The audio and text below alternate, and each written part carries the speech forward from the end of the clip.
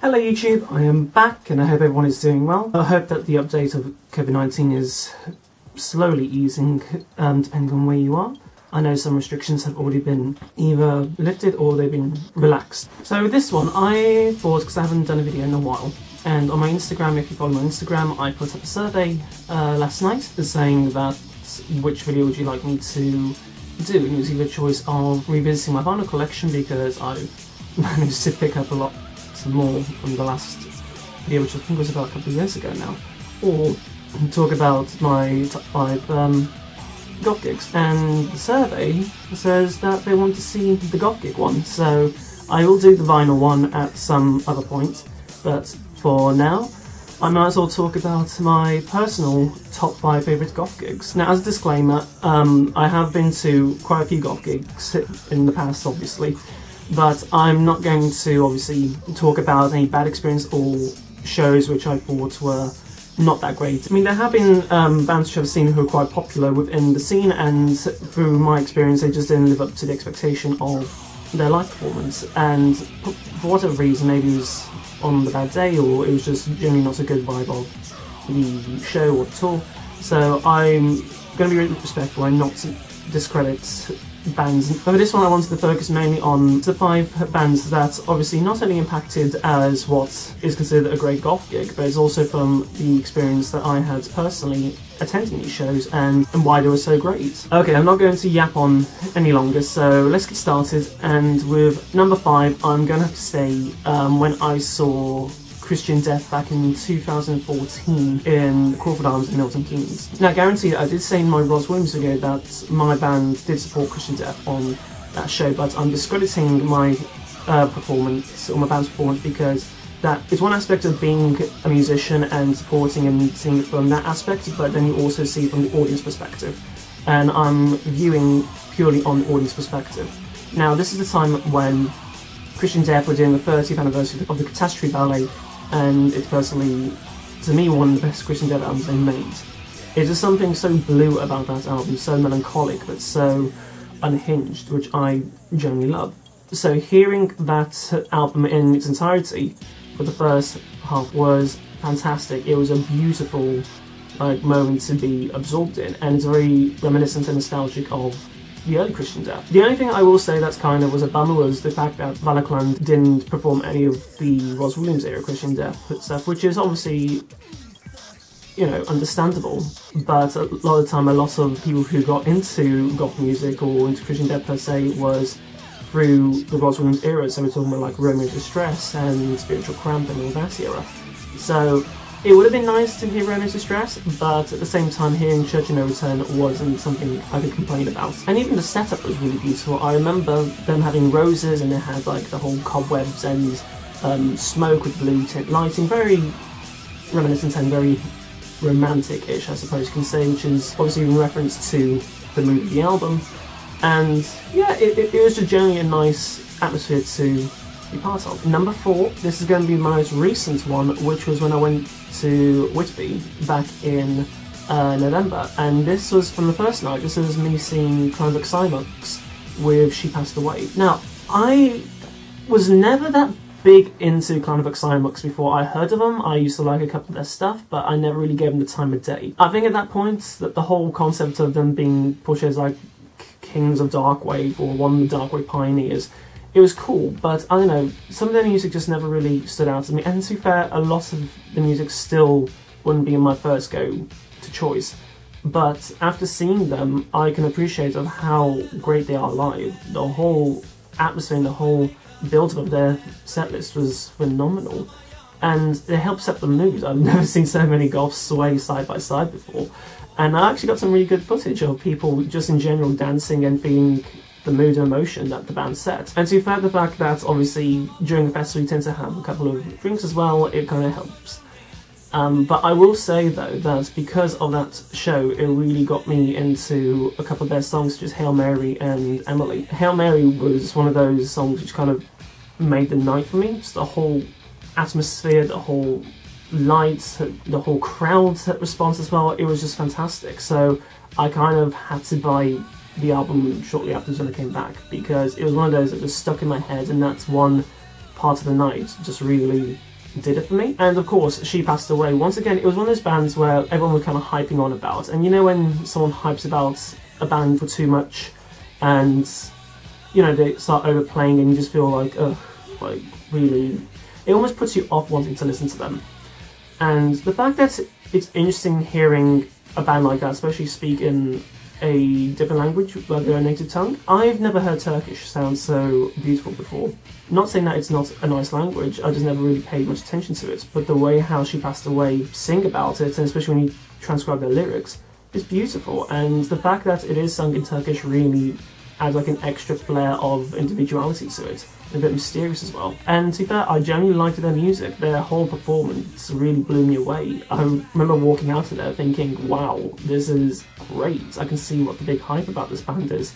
And I'm quite glad I actually managed to see them. Okay, number 3. See, once again, I'm including festivals in this one because it's kind of like the whole synopsis and basis, because you tend to find more goth bands at festivals, as well as their own individual shows, and for this one I'm gonna have to say When I Saw The Cure. Now guaranteed, I remember a few years back I always said that I wouldn't be that interested in seeing The Cure, and that show kind of proved me wrong. Even though that it was outside of the festival and the temperature change was just so drastic, it went from being scorching hot to raining about 5 minutes before The Cure came on, and obviously when you're in fishnets and all that, it's kind of a weird atmosphere. And generally I'm not a person that's a big fan on festivals. It's not because I'm claustrophobic or anything, I just generally don't like the concept and idea of, you know, being surrounded by that many people and being trapped in that environment. It's almost a case of if you want to be at the front, you have to get there super early, and then you have to feel the consequences of being stampeded and crushed. But thankfully, where I was, it wasn't that bad, and obviously people are pushing and forward to the festival, expecting it. But one memory which I do have was actually the opening, when As It Was Raining Plainsong was playing as the band was coming on, which is quite, you know, a structural thing for the band to open up with. It was just that memory of seeing Robert Smith kind of look up at the sky as it's raining and just see the whole coincidental, mesmerizer look of how it relates to the lyrics of the song, and just generally the whole atmosphere, even when they played like the most poppy stuff as well. So I remember them playing Walk and Pictures of You. And I think at this point, this is, I think it's like the 30th anniversary of Disintegration as well. So they played, I think, 4 or 5 tracks to start off with of Disintegration, which was really, really cool. Like, I'm not gonna lie, it was really cool to hear some really underrated Cure songs on that one. And for me, I think hearing Burn especially really opened my eyes. As soon as the flutes came, I was like, whoa, I did not expect this. And obviously they finished up on Boys Don't Cry, which is a fantastic way to end it. And I think for many people, especially myself, hearing A Forest live is really one of those moments where you kind of just stand there and go, wow, like the whole green lit lighting, the whole atmosphere from everyone being jumping, exciting to, okay, this is some deep emotion right now. So as much as this is what I said in the past, I'm really glad I went to experience The Cure live. Number 2, and this one is going to be, I think it was 2017 or 18, I can't remember which one, but it was the Ruby tour featuring Peter Murphy and David J. Now, I've seen both guys play in their own individual shows, when David J was playing Love and Rocket and Bauhaus stuff and solo stuff in Birmingham, which is like a very acoustic, stripped down performance, which was really cool.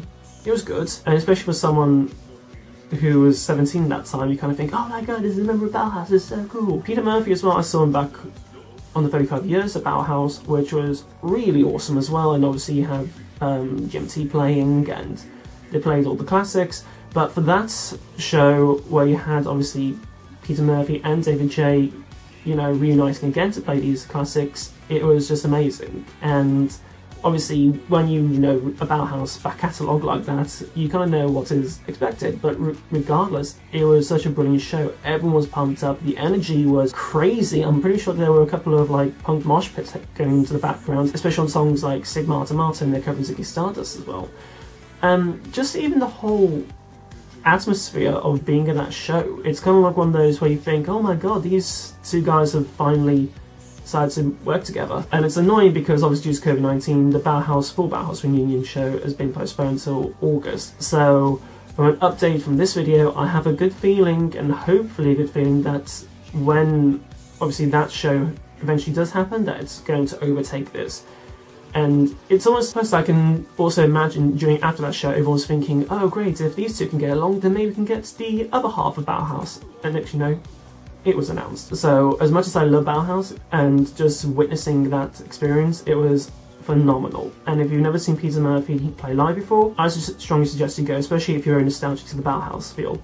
And also do check out David J as well. His performance is very much stripped down and cabaret-ish, which I quite like actually. And the last one, and this one really surprised me. This is back in 2013 when I saw The Mission and the Fields of Nephilim on the Revelations tour. Now during this time, like, I was more of a Fields of Nephilim fan because I just purely listened to them more and I preferred their energy over it because they were a lot more heavy and brooding than a lot of the more well-known goth bands. But once again, The Mission really surprised me. I'm going to talk about the Fields of Nephilim's set first because they were the first band on.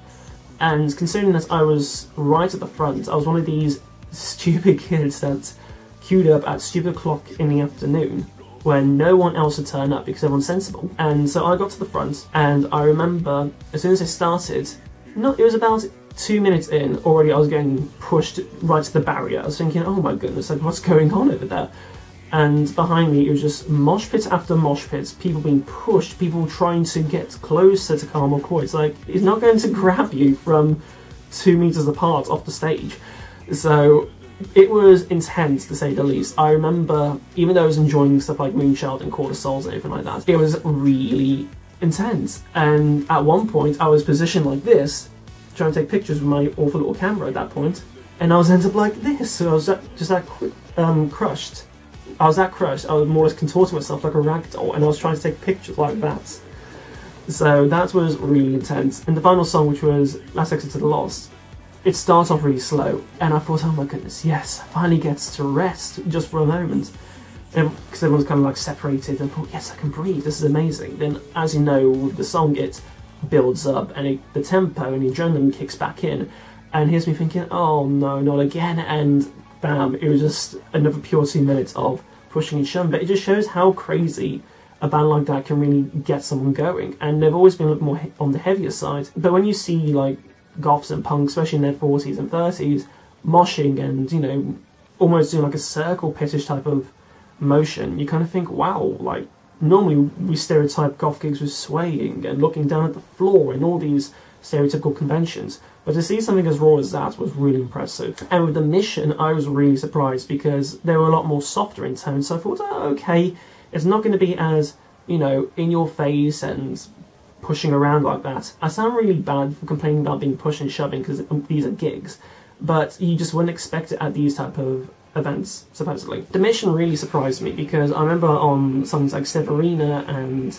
Sacrilege, there was once again moshing, and there was circle pitting as well, which I thought, oh my goodness, I'm getting crushed. At this point, I was almost falling towards the barriers if I was going to fall over it. I remember looking back actually, and during like where the circle pit was happening, they were forming the Mission Pyramid, and I've always seen this performed to Wasteland.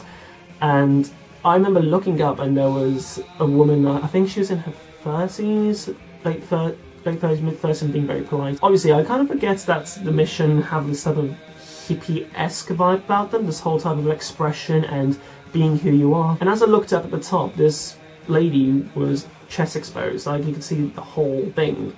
And I felt very sorry for the security staff because obviously they can see everything from where they're positioned. And I can just imagine them just kind of looking at boobies. But for someone like me, I was there like, wow, this is crazy. Like, one wrong step or one wrong move on the circle pit, and it would all gone tumbling down. So that was a really cool experience. And I've seen The Mission perform after that when they were playing with Alice Cooper a few years ago, and it still held that same type of atmosphere and that same type of like energy to it without the chaotic side. So that was probably my biggest eye-opener. And there you have it. Those are my top 5 goth bands which I've seen live. I hope that you enjoyed this video. If you ever get the chance to see any of these 5 bands live, then I strongly suggest going and see them, because trust me, you won't be disappointed. Anyhow, I hope you enjoyed this video, so it's a little bit quicker than normal, and I hope to see you very soon, and I'll make sure to do the vinyl collection. Okay, bye!